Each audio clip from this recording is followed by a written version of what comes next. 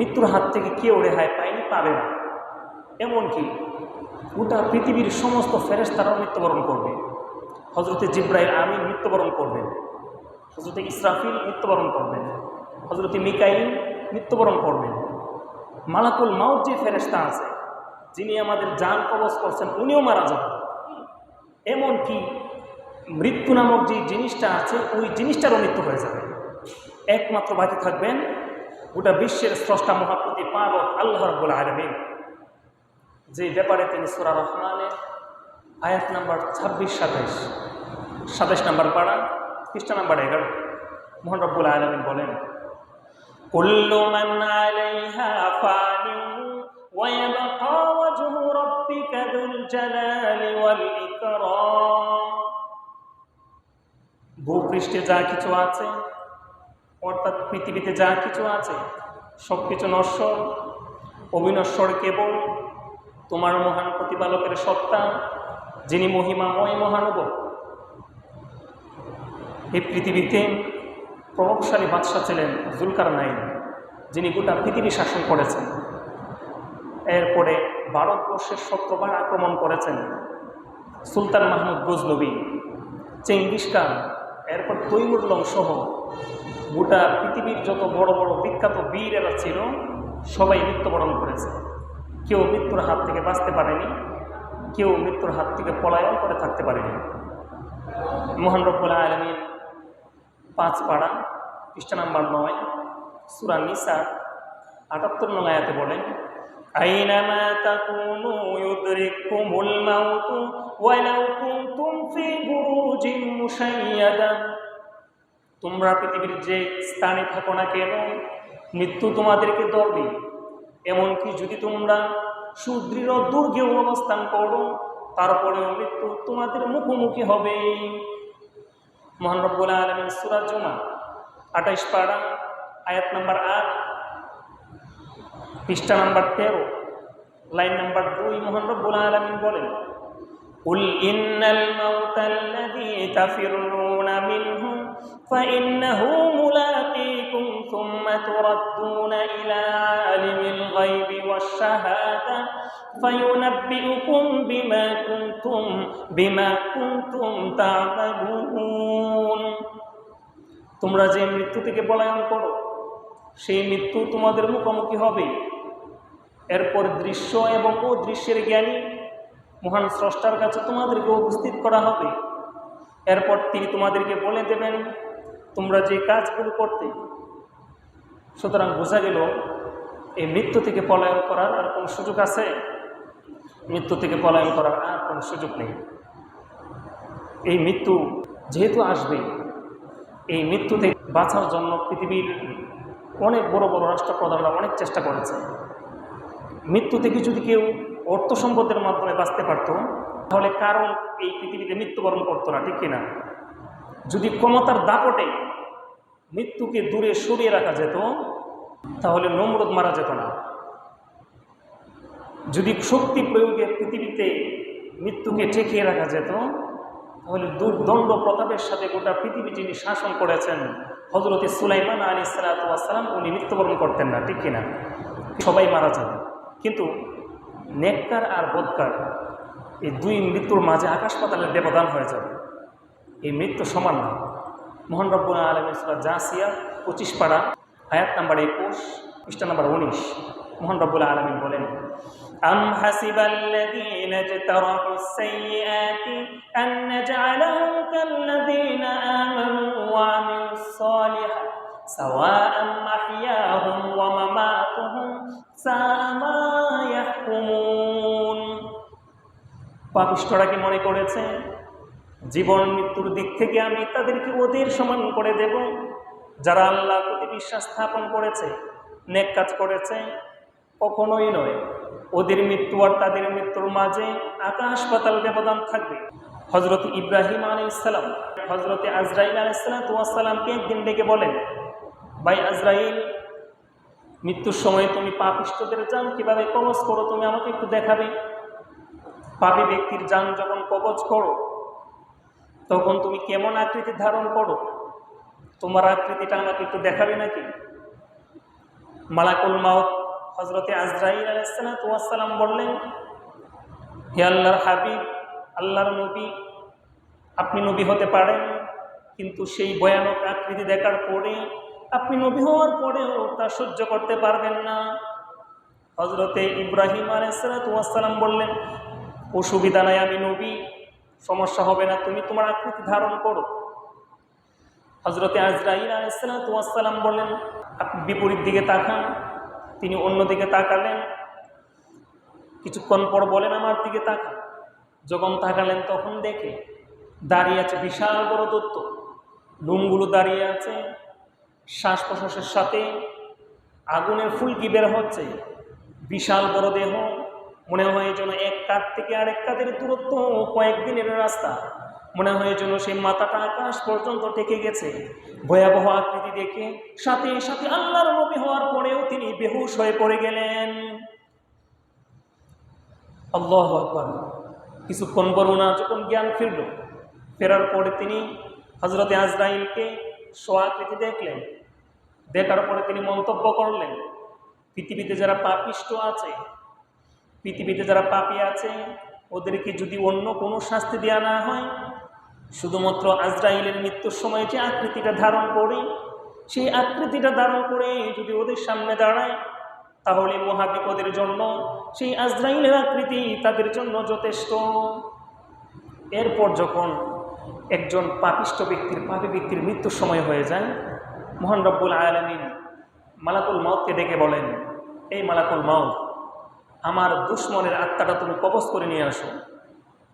আমি তাকে দুনিয়ার সমস্ত আসবাবপত্র দিয়েছিলাম, সুখের সমস্ত সামগ্রী দিয়েছিলাম, এরপরেও সে আমার দিকে আসেনি, এরপরেও সে আমাকে মেনে হুকুম পালন করে আমার কাছে আসেনি।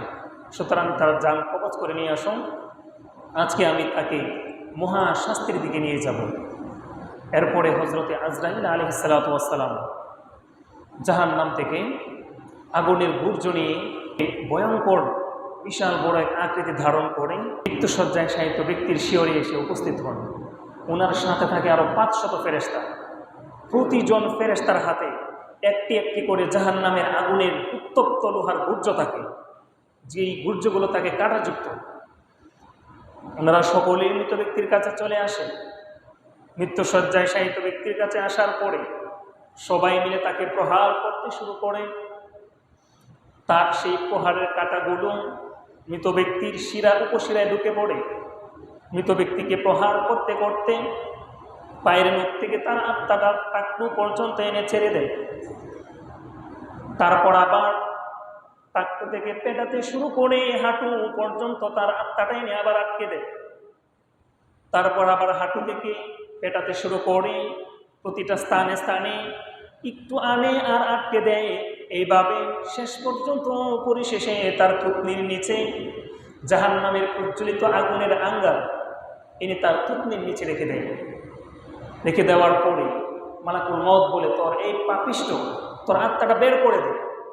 দুনিয়াতে অনেক ভোগ বিলাস করেছিস, অনেক আমোদ ফুর্তি করেছিস, তোর সময় শেষ, তোর আত্মাটা বের করে দে। মহান রব্বুল আলামিন 7 পারা সূরা আনআমে বলেন, পৃষ্ঠা নাম্বার 18, লাইন নাম্বার 6, মহান রব্বুল আলামিন বলেন, ওয়ালাউ তারা ইযিজ যালিমুনা ফি গামারাতিল মাউতি ওয়াল মালাইকাতু বাসিতু আইদিহিম আখরিজু আনফুসাকুম আল ইয়াওমা তুজজাউনা আযাবাল হুনি বিমা কুনতুম তাকুলুনা আলাল্লাহি গায়রাল হাক্কি ওয়া কুনতুম আন আয়াতিহি তাস্তাকবিরুন। আপনি যদি জালেমদেরকে মৃত্যুর সময় দেখতে পেতেন, যখন ফেরেশতারা তাদেরকে গুর্জ দিয়ে আঘাত করে আর বলতে থাকে, পাপিষ্ট, তোর আত্মাটা বের করে দে, তোকে আজকে কঠিন শাস্তির দিকে নিয়ে যাওয়া হবে। আযাবাল হুন বিমা কুনতুম তাকুলুনা আলাল্লাহি গায়রাল হক, তোমরা আল্লাহর ব্যাপারে অসত্য বলতে, ওয়া কুনতুম আন আয়াতিহি তাস্তাকবিরুন, কোরআনের আয়াতগুলো শোনার পরে তোমরা অহংকার করতে, নিজেদেরকে অনেক বড় মনে করতে। এইভাবে একজন পাপিষ্ট ব্যক্তির আত্মাটাকে যখন বের করা হয়, বের করার পরে তাকে একটি দুর্গন্ধযুক্ত সালার চটে ভরে তাকে আকাশের দিকে নিয়ে যেতে শুরু করে ফেরেশতারা। প্রথম আকাশ পর্যন্ত যাওয়ার পরে দুর্গন্ধে ফেরেশতারা অস্থির হয়ে যায়। তার জন্য আকাশের দরজা খুলতে বলা হলে আকাশের দরজা তার জন্য খোলা হয় না, তাকে সেখান থেকে চুরে ফেলে দেওয়া হয়। এরপর তাকে ইল্লিয়িন নামক একটি জাহান্নামের গর্ত সেখানে রেখে দেওয়া হয়, এক রিওয়ায়াতে আছে। এরপর যখন আমরা মৃত ব্যক্তিকে গোসল দিয়ে যখন আমরা দাফন করি, দাফনের সাথে সাথে তার কবরে দুজন ফেরেশতা প্রবেশ করে। দুজন ফেরেশতা কবরে প্রবেশ করে এমন আকৃতিতে, এমন ভয়াবহ আকৃতিতে, তাদের চোখগুলো বিজলির মতো বিজলি দিতে থাকে, একদম ঝলমল ঝলমল করতে থাকে। এরপর তাদের শ্বাস প্রশ্বাসের সাথে জাহান্নামের আগুনের স্ফুলিঙ্গ বের হতে থাকে। তাদের লোমগুলো দাঁড়ানো থাকে, মাথার চুলগুলো পায়ের তালু পর্যন্ত লম্বা থাকে। তাদের এক কাঁধ থেকে আরেক কাঁধের দূরত্ব কয়েকদিনের রাস্তা। তাদের দাঁতগুলো থাকে গরুর শিঙের মতো বড় বড়। বিশাল, খুবই ভয়ানক এক দৈত্যাকৃতির দুজন ফেরেশতা তার সামনে প্রবেশ করে। প্রবেশ করার পরে তাকে বলে, ইজলিস, এই তুমি বসে পড়ো, বসো। সাথে সাথে মুর্দা বসে যায়, তার কাফনের কাপড়টা খুলে যায়। বসার পর জিজ্ঞেস করে, মার রব্বুকা, তোমার প্রতিপালককে? সে তখন বলে, হা হা লা আদ্রি, হায় হায় আমি তো জানি না। ওয়ামা দীনুকা, তোমার নবীকে? ওয়ামা দীনুকা, তোমার ধর্ম কি? সে বলে, হা হা লা আদ্রি, আমি তো জানি না। শেষ প্রশ্ন করে, ওয়ামান নাবিয়্যুকা, তোমার নবী কে ছিল পৃথিবীতে? সে বলে, হা হা লা আদ্রি, আমি তো জানি না। কি করে জানবে? দুনিয়াতে যখন ছিল তখন তো এই ব্যাপারগুলোর প্রতি তার বিশ্বাস ছিল না। যদিও বিশ্বাস থেকে থাকে, কিন্তু ঈমান ছিল না। দুনিয়াতে থাকার সময় আল্লাহর সন্তুষ্টি কীভাবে অর্জন করা যায় এই ফিকির তার ছিল না। এরপরে ধর্মকে বোঝা মনে করত, ধর্মটাকে নিজের স্বাধীন স্বেচ্ছাচারী জীবনের পথে বাধা মনে করত। তাহলে কি করে সেই উত্তর পারবে? উত্তর তো আর পারে না পারার পরে এক পর্যায়ে তার জন্য জান্নাতের একটি গেট খুলে দেওয়া হয়।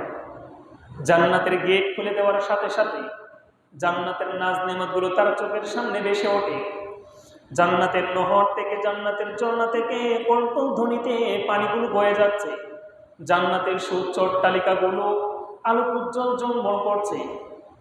জান্নাতে পাখিদের কিচিরমিচিরে মুখরিত বাগানগুলো ফল ফুল নিয়ে একদম পরিপূর্ণ হয়ে আছে। ফল ফুলের ভাড়ে গাছের ডালাপালাগুলো একদম নুয়ে আছে। জান্নাতের হুরেরা খেলাধুলা করছে, ছোটাছুটি করছে। জান্নাতের গেলমানেরা ছোটাছুটি করছে আর লুটুপুটি কাটছে। সেই জান্নাতের নাজ নিয়ামতগুলো যখন দেখে, যখন ওই ব্যক্তিটা দেখতে পায় জান্নাতের বাগানে হরিণগুলো ছোটাছুটি করছে, জান্নাতের বন কতই না সুন্দর, হালকা মৃদু বাতাসে জান্নাতের ডালাপালাগুলো নাড়াচাড়া করছে, কত সুন্দর স্নিগ্ধ মনোরম বাতাস প্রবাহিত হচ্ছে। দেখার পরে মনে হবে চক্ষুটা শীতল আর অন্তরটা প্রশান্ত হয়ে গেছে। এমন একটি অবস্থায় যখন ওই পাপী ব্যক্তিটা জান্নাতের দিকে লুবাতুর হয়ে যাবে, জান্নাতে প্রবেশের জন্য পাগল করা হয়ে যাবে, জান্নাতের দিকে প্রচণ্ডভাবে আকৃষ্ট হয়ে যাবে, সাথে সাথে জান্নাতের গেটটা লাগিয়ে দেওয়া হবে। অপর দিকে জাহান্নামের গেটটা খুলে দেওয়া হবে। সে সরাসরি জাহান্নাম দেখতে পাবে। দাও দাও করে জাহান্নামের আগুন জ্বলছে, আর জাহান্নামে সাপগুলো একটার উপর আরেকটা পড়ছে। জাহান্নামের বিচ্ছুগুলো একটাকে আরেকটা যেন জড়িয়ে ধরছে, আর জাহান্নামের আগুনের ভেতরে যেন তুফান শুরু হয়ে গেছে। জাহান্নামের গর্জনে ওই কবরস্থ ব্যক্তির কলিজাটা ফেটে যাওয়ার উপক্রম হয়ে যাবে ভয়ে। সাথে ফেরেশতা বলবে, এই পাপিষ্ঠ, আল্লাহ তাআলা তোর জন্য এই জান্নাতটাকে বরাদ্দ করে রেখেছিলেন। জান্নাতের সুউচ্চ প্রাসাদগুলো মালিক তুমি ছিলে, জান্নাতের বাগানের মালিক আল্লাহ তোমাকে বানানোর জন্য আল্লাহ পৃথিবীতে তোমাকে পাঠিয়েছিলেন। সেই জান্নাতের হুরদের মালিক তুমি ছিলে, এই গেলমানদের মালিক তুমি ছিলে। যে জান্নাতের আয়তন পৃথিবী থেকে কোটি কোটি বিলিয়ন বিলিয়ন গুণ বড় হবে, সেই জান্নাতের মালিক তুমি ছিলে। কিন্তু তুমি দুনিয়াতে নামাজ পড়নি, দুনিয়াতে রোজা রাখনি, হজ ফরজ হওয়ার হজ আদায় করনি, যাকাত দাওনি, আল্লাহর হুকুমগুলোকে তুমি কোনো পরোয়া করোনি, সুতরাং এই জান্নাতের মালিকানা ক্যান্সেল করে দিয়ে তোমার জন্য জাহান্নামের আগুনেই তোমার জন্য বরাদ্দ করে দেওয়া হয়েছে। নাউজুবিল্লাহ। এক পর্যায়ে ওই মৃত ব্যক্তি কবর পর্যন্ত জাহান্নাম থেকে একটি সুড়ঙ্গ করে দেওয়া হবে, একটি টানেল করে দেওয়া হবে। সেই সুড়ঙ্গ দিয়ে জাহান্নামের প্রজ্বলিত আগুন দাও দাও করে চলে আসতে শুরু করবে। জোয়ারের পানি যেমন করে আসে, ঠিক তদ্রুপ জাহান্নামের আগুনগুলো আসতে শুরু করবে। অপরদিকে জাহান্নাম থেকে সাপ বিচ্ছুগুলো গড়িয়ে গড়িয়ে তার কবরের দিকে আসতে শুরু করবে। পাহাড়ের উপর থেকে একটি পাথর যেমন করে গড়িয়ে পড়ে, ঠিক তদ্রুপ জাহান্নাম থেকে ওই মৃত ব্যক্তির কবরের দিকে সাপগুলো গড়িয়ে গড়িয়ে আসতে শুরু করবে। কিছুক্ষণের মধ্যেই তার কবরটা সম্পূর্ণ সাপে ভরে যাবে। অপর দিকে তার কাফনের কাপড়টা খুলে তাকে আল কাতরার পোশাক পরিয়ে দেওয়া হবে।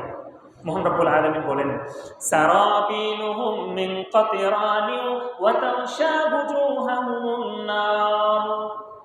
তাদেরকে আল কাতরার পোশাক পরিয়ে দেওয়া হবে, অতঃপর সেই আল কাতরার মধ্যে আগুন জ্বালিয়ে দেওয়া হবে। এইভাবে সেই কবরে দিনের পর দিন, মাসের পর মাস, যুগের পর যুগ, শতাব্দীর পর শতাব্দী, এমনকি মহাপ্রলয় কিয়ামত পর্যন্ত সেই কবরে জাহান্নামের শাস্তি ভোগ করতে থাকবে। মুআজ্জাজ হাজিরিন, এই কবর এমন এক জায়গা, যে জায়গায় যদি আমি কোনো বিপদে পড়ি তাহলে আমাকে বাঁচাতে পারবে পৃথিবীর কেউ? আমি যদি আমার ঘরে আগুন লাগে, আমার প্রতিবেশী আছে, ফায়ার সার্ভিস আছে, এরপর এলাকাবাসী আছে, সবাই মিলে পূর্ণ চেষ্টা করে আমার ঘরের আগুনটা নিভিয়ে দেয়, কিন্তু আমার কোমরে যদি আগুন লেগে যায়, সে আগুনের জন্য কি ফায়ার সার্ভিস যেতে পারবে? সরকার কোনো পদক্ষেপ নিতে পারবে? কেউ পারবে না। বাঁচানো মানে একমাত্র আল্লাহ। এই জন্য আমরা কবরে যাওয়ার আগে সন্তুষ্ট করে দিতে হবে কাকে? একমাত্র আল্লাহকে। আল্লাহকে সন্তুষ্ট করে যদি আমরা কবরে যেতে পারি তাহলে আমরা সফলকাম হয়ে যাব। হযরতে উসমান গনি রাদিয়াল্লাহু তাআলা, উনি ছিলেন আশারায়ে মুবাশশারাদের একজন। আশারায়ে মুবাশশারা হলেন যেই সমস্ত সাহাবীদের ব্যাপারে রাসূল সাল্লাল্লাহু আলাইহি ওয়াসাল্লাম বলেছেন যে ওরা মৃত্যুর সাথে সাথে জান্নাতে যাবে। সুবহানাল্লাহ। 10 জন সাহাবী এমন ছিলেন যাদের ব্যাপারে স্বয়ং রাসূলুল্লাহ বলেছেন ওরা মারা যাওয়ার সাথে সাথে জান্নাতি। ওদের মধ্য থেকে তৃতীয় নম্বরে ছিলেন হযরত উসমান গনি রাদিয়াল্লাহু তাআলা। উনি রাসূলের 2 জন মেয়ের জামাতা ছিলেন। রাসূলের 2 জন মেয়ের স্বামী ছিলেন হযরত উসমান গনি রাদিয়াল্লাহু তাআলা। এত উঁচু স্তরের সাহাবী হওয়ার পরেও তিনি কবরের পাশে গিয়ে তিনি কান্না শুরু করতেন। এমনভাবে তিনি কাঁদতে শুরু করতেন, চোখের পানিতে গাল ভিজে, দাড়ি ভিজে, টপ টপ করে পানি জমিনে পড়তে শুরু করত। তিনি শুধু কাঁদতে থাকতেন। ওনাকে যদি কেউ জিজ্ঞেস করত, হে রাসূলের সাহাবী, আপনি তো আশারায়ে মুবাশশারাদের একজন, তাহলে আপনি কবরের পাশে এসে আপনি এমন করে কেন কাঁদছেন? তিনি উত্তর করতেন, কবর হচ্ছে মানুষের আখিরাতের জীবনের প্রথম ঘাঁটি। কবরে যদি কেউ ধরা পড়ে যায় তাহলে সে হাসরের ময়দানেও ধরা পড়ে যাবে, মিজানের পাল্লায়ও আটকে যাবে, ফুলসিরাতের ফুলের মধ্যেও সে আটকে যাবে, জান্নাতের গেট পর্যন্ত যাওয়ার কোনো সুযোগ থাকবে না। আর কবর হলো এমন ঘাঁটি, কবরের ঘাটিতে যদি কেউ নিরাপদ থেকে যায়, কবরের শাস্তি থেকে যদি কেউ মুক্ত থাকতে পারে, তাহলে প্রতিটা ঘাঁটি তার জন্য সহজ হয়ে যাবে। এমনকি হাসরের ময়দানেও তার কষ্ট হবে না, মিজানের পাল্লার কাছেও তার কোনো টেনশন থাকবে না। ফুলসিরাতের ব্রিজটা বিজলির আকারে পানি দিয়ে আল্লাহর সৃষ্টি করা অনন্ত অসীমকাল শান্তির আবাস জান্নাতে চলে যাবে। সুবহানাল্লাহ। মুআজ্জাজ হাজিরিন, একদিন রাসূল সাল্লাল্লাহু আলাইহি ওয়াসাল্লাম হযরত আবু হুরায়রা রাদিয়াল্লাহু তাআলা আনহু সাথে আরও অনেকজনকে নিয়ে একটা গোরস্থানে গেলেন। যাওয়ার পর রাসূলুল্লাহ বলেন যে এমন কোনো দিন যায় না যে দিন কবর গোটা পৃথিবীর সমস্ত মানুষকে ডেকে বলে না, আমি এক অপরিচিত গড়, আমি এক কীট পতঙ্গের গড়, আমি এক জরাজীর্ণ গড়, আমি এক সংকীর্ণ গড়, সুতরাং আমার মাঝে আসার আগে তোমরা প্রস্তুতি নিয়ে আসো। কবর এমন এক জিনিস। হযরত ফাতিমাতুজ জোহরা রাদিয়াল্লাহু তাআলা আনহা রাসূল সাল্লাল্লাহু আলাইহি ওয়াসাল্লামের সবচেয়ে প্রিয়তম কন্যা ছিলেন। হযরতে আলী রাদিয়াল্লাহু তাআলা আনহুর স্ত্রী ছিলেন। হযরতে হাসান হুসাইন রাদিয়াল্লাহু তাআলা আনহুর মাতা ছিলেন। উনি যেদিন মারা গেলেন এদিন আবু যর গিফারি রাদিয়াল্লাহু তাআলা আনহু ওনার কবরে গেলেন। কবরে ওনাকে রাখার আগে তিনি কবরকে জিজ্ঞাসা করলেন, এই কবর তুমি কি জানো আজকে তোমার মাঝে কাকে রাখা হবে? তোমার মাঝে রাখা হবে হাসান হুসাইন জান্নাতি যুবকদের সর্দার যে দুই যুবক হবে, ওই দুই যুবকের মাতা হযরতে ফাতেমাতুজ জাহরা রাদিয়াল্লাহু তাআলা আনহাকে। সুতরাং তুমি তার সাথে অনেক সম্মানের আচরণ করবে। এই কবর তুমি কি জানো তোমার মাঝে আজকে কাকে রাখা হবে? তোমার মাঝে রাখা হবে শেরে খুদা হযরতে আলী রাদিয়াল্লাহু তাআলা আনহুর স্ত্রীকে। এই কবর তুমি কি জানো তোমার মাঝে আজকে কাকে রাখা হবে? তোমার মাঝে আজকে রাখা হবে সাইয়্যিদুল মুরসালিন খাতামুন নবিয়্যিন রাহমাতুল লিল আলামিন মুহাম্মদ সাল্লাল্লাহু আলাইহি ওয়াসাল্লামের কলিজার টুকরা জান্নাতি সমস্ত রমণীদের সর্দারনি যিনি হবেন হযরতে ফাতিমাতুজ জাহরাকে তোমার মাঝে আজকে রাখা হবে। সুতরাং সাবধান, তুমি তার সাথে কোনো বেয়াদবি কোনো আচরণ করো না। সাথে সাথে মহান রব্বুল আলামিন কবরের জবান খুলে দিলেন। কবর থেকে আওয়াজ আসতে শুরু করলো, আমি হাসান হোসেনের মাকে চিনি না, আমি আলীর স্ত্রীকে চিনি না, আমি সাইয়্যিদুল মুরসালিনের কন্যাকে চিনি না, আমি চিনি শুধু আমল। যারা ভালো আমল করে যারা আমার ভিতরে আসতে পারবে আমি তাদের সাথে ভালো আচরণ করব। খারাপ আচরণ করে যারা আমার মধ্যে আসবে আমি তাদেরকে একদম নিষ্পেষিত করে ফেলবো। মহান রব্বুল আলামিন আমাদের সবাইকে কবরের প্রস্তুতি নেওয়ার তৌফিক দান করেন।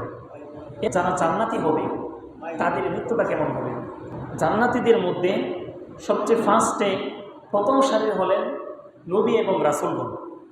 নবী রাসূলগণের কাছে যখন মৃত্যু এসে উপস্থিত হয়, তাদের দরজায় যখন কড়া নাড়ে, তখন খুবই আদব এবং ইহতেরামের সাথে তাদেরকে মালাকুল মাউত সালাম দেয়। সালামের পরে তাদের কাছে অনুমতি প্রার্থনা করে যে এখন তাদের জান কবজ করা হবে কি। তাদের কাছ থেকে অনুমতি পাওয়ার পরেই আল্লাহ যে ফয়সালা, সেই ফয়সালা অনুযায়ী তাদের মৃত্যু হয়ে যায়। মুআজ্জাজ হাজিরিন, এই মৃত্যুটা মুমিনের জন্য উপহার স্বরূপ। এই মৃত্যুটা মুমিনের জন্য কোনো ভয়ের কারণ নয়। এই মৃত্যুর সময় হযরতে বেলাল রাদিয়াল্লাহু তাআলা আনহুর নাম আমরা সবাই জানি। হযরতে বেলাল রাদিয়াল্লাহু তাআলা আনহু, ওনার যখন মৃত্যুর সময় হয়ে গেল, ওনার স্ত্রী পাশে বসে কান্না করছেন আর তিনি আরবিতে বলছেন ওয়া হারাবাহু ওয়া হারাবাহু, হায়রে আমার কি বিপদ, হায়রে আমার কি বিপদ, আমার স্বামী এখন মারা যাবে, আমি একাকী এই পৃথিবীতে আমি কিভাবে বসবাস করব আমার স্বামীকে ছাড়া। বেলাল রাদিয়াল্লাহু তাআলা আনহু সাথে সাথে প্রতিবাদ করলেন, হে আমার প্রাণপ্রিয় স্ত্রী, কলিজার টুকরা স্ত্রী আমার, লা তাকুলি ওয়া হারাবাহু বাল কুলি ওয়া তারাবাহু আলকা গাদান লিআসহাবি মুহাম্মাদিন সাল্লাল্লাহু আলাইহি ওয়াসাল্লাম ওয়া লিআহিব্বাতি, যে আমি আগামী কালকেই মুহাম্মদ সাল্লাল্লাহু আলাইহি ওয়াসাল্লামের সাথে আমার বন্ধুদের সাথে সাক্ষাৎ করব। এর চেয়ে সুসংবাদ আর কি হতে পারে? একজন আল্লাহওয়ালা মানুষের যখন মৃত্যুর সময় হয় তখন ওই ব্যক্তিরা খুশি হয়ে যায়। আমাদের ভারতবর্ষের একজন আলেম, উনি দারুল দেওবন্দ মাদ্রাসায় পড়াতেন। উনি তাহাজ্জুদ হয়তো ওনার কোনো মিস নাই, উনি অনেক বেশি আমল করতেন।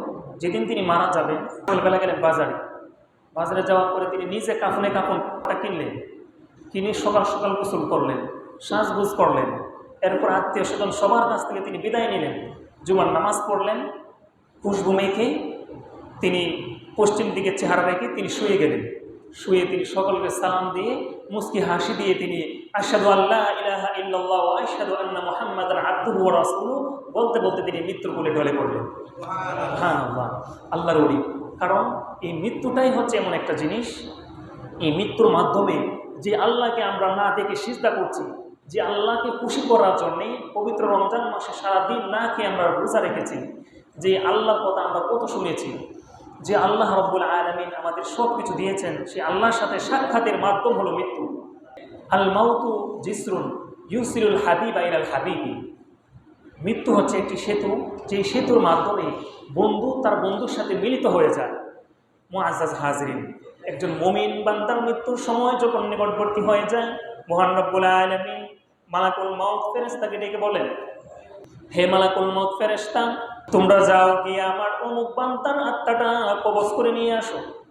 আমি তাকে দুনিয়ার জীবনে পরীক্ষা করেছিলাম, দুনিয়ার জীবনে আমি তার উপর নামাজ ফরজ করে আমি আল্লাহ তাকে পরীক্ষা করেছিলাম, যে সে নামাজ পড়েছিল কিনা, সে পরীক্ষায় সফলকাম হয়েছে।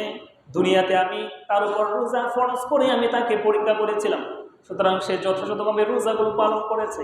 আমি আল্লাহ তাকে সম্পদ দিয়ে যাকাত ফরজ করে আমি আল্লাহ তাকে পরীক্ষা করেছিলাম, সে যাকাতের পরীক্ষায় পাশ করেছে, যাকাতের পরীক্ষায় সে সফলকাম হয়েছে। আমি তার উপর হজ ফরজ করেছিলাম, সে হজ্জের পরীক্ষায় সফলকাম হয়েছে। আমি দুনিয়াতে বিভিন্নভাবে তাকে পরীক্ষা করেছি, সে সকল পরীক্ষায় উত্তীর্ণ হয়েছে। সুতরাং তাকে আমার কাছে নিয়ে আসো, আমি আজকে তাকে অনন্ত অসীমকাল শান্তিতে সে যেন থাকতে পারে, আমি তাকে নাজ নিয়ামতে পরিপূর্ণ করে দেব। সুবহানাল্লাহ। এরপর মালাকুল মউত ফেরেশতা ওনার সাথে 500 জান্নাতি ফেরেশতা নিয়ে মৃত্যুসজ্জায় শায়িত জান্নাতি ব্যক্তির শিয়রে এসে দাঁড়িয়ে যায়।